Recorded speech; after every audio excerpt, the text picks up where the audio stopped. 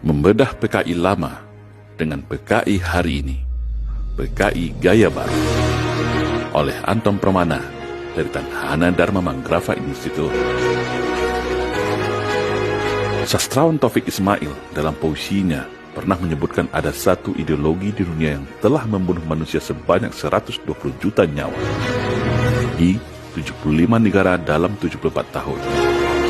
Ini adalah pembunuhan terbesar dalam sejarah kehidupan manusia di dunia. Dan ideologi itu bernama komunisme. Di Indonesia, ideologi ini pernah hidup dan diadopsi oleh sebuah partai politik bernama PKI, Partai Komunis Indonesia. Sejarah kebiadaban PKI di Indonesia juga tidak kalah biadab, tidak kalah kejam dan sadis. Tercatat dalam sejarah, PKI di Indonesia telah melakukan pemberontakan berulang kali untuk merubah Indonesia menjadi negara komunis. Tak terhitung korban ribuan nyawa, korban harta yang dijarah dari rakyat Indonesia akibat kebiadaban PKI. Mulai dari pemberontakan 1926, selanjutnya 1948 di Madiun, dan yang paling sadis pemberontakan itu adalah pada tahun 1965 yang kita kenal dengan Gerakan 30 September.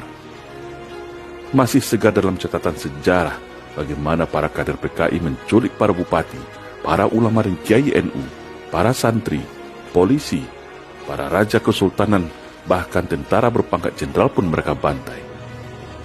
Pembantaian di Madiun, penculikan di pesantren Magetan, ladang pembantaian di Blora, sumur neraka di Desa Koco, tragedi Bandar Betsi, pembantaian terhadap Kesultanan Darul Alam Sumatera Utara, hingga penculikan dan pembunuhan terhadap para jenderal senior TNI Angkatan Darat yang kemudian mereka bantai, kuliti, dan kubur hidup-hidup di sumur lubang buaya.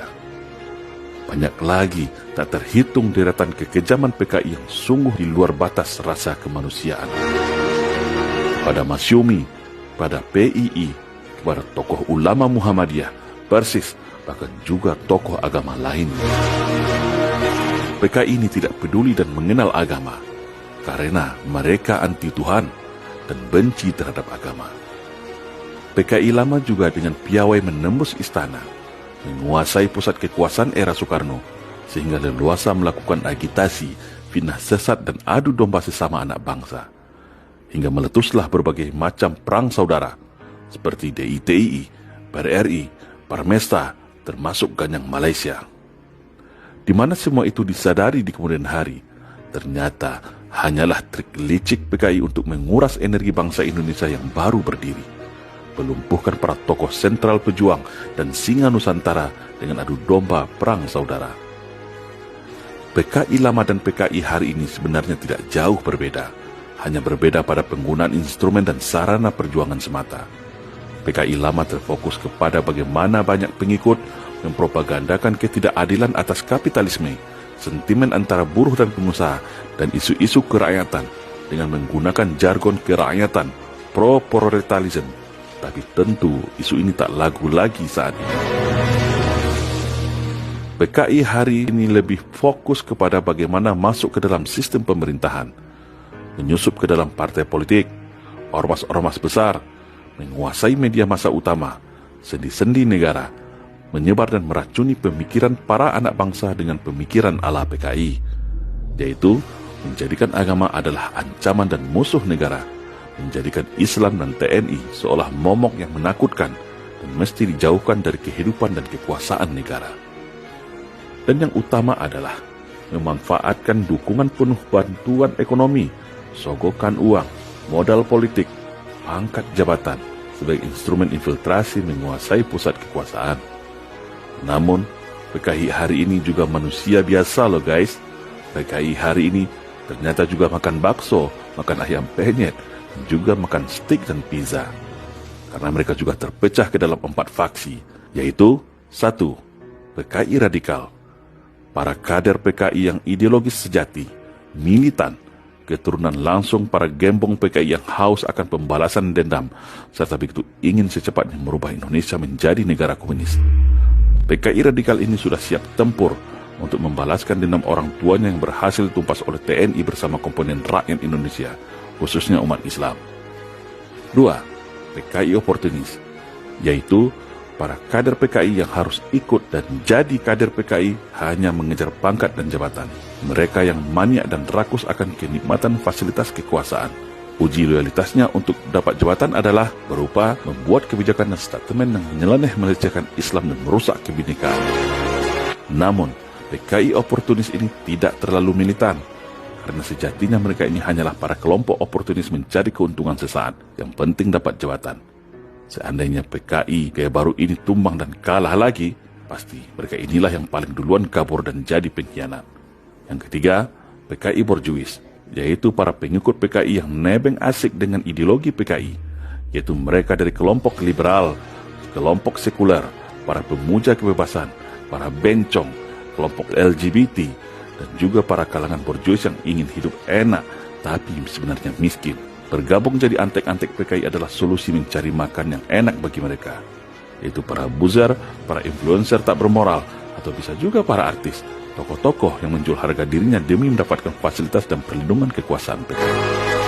Yang keempat, PKI garis serong, bukan garis lurus ya guys, karena PKI tak ada yang lurus, yaitu para anak-anak dan kader PKI yang sebenarnya tidak setuju untuk mencoba kembali merubah Indonesia menjadi negara komunis. Karena mereka masih traumatik akan masa lalu mereka. Bagaimana orang tua mereka dikejar-kejar, ditangkap, bahkan dihukum dengan hukuman mati, dipenjara seumur hidup, dan tidak boleh jadi pegawai negeri. Faksi PKI garis serong ini sadar bahwa sebenarnya kondisi anak-anak PKI hari ini sudah lebih dari cukup, sudah mulai hidup normal dan berdampingan kembali dengan rakyat sejak pasca reformasi. Bahkan sudah banyak yang jadi pejabat, kepala daerah, hingga masuk istana. Faksi ini takut seandainya rencana revolusi mengganti Indonesia menjadi negara komunis akan gagal kembali. Mereka tentu akan berhadapan dengan rakyat beserta TNI yang sudah siaga dan sudah sama-sama tahu posisinya. Ini akan berbahaya bagi kehidupan mereka yang sudah mulai enak menikmati kekuasaan.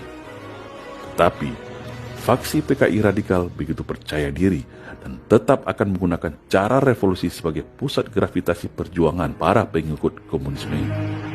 Di dalam kajian analisis ancaman TNI Angkatan Darat pada tahun 2016 yang lalu, dalam metode Facebound of Threat, skor ancaman kebangkitan PKI ini adalah 16,5 alias high atau tinggi. Kalau melihat kondisi hari ini, boleh dikatakan sudah bisa jauh di atas dengan skor 19 plus dengan status akut atau sangat berbahaya.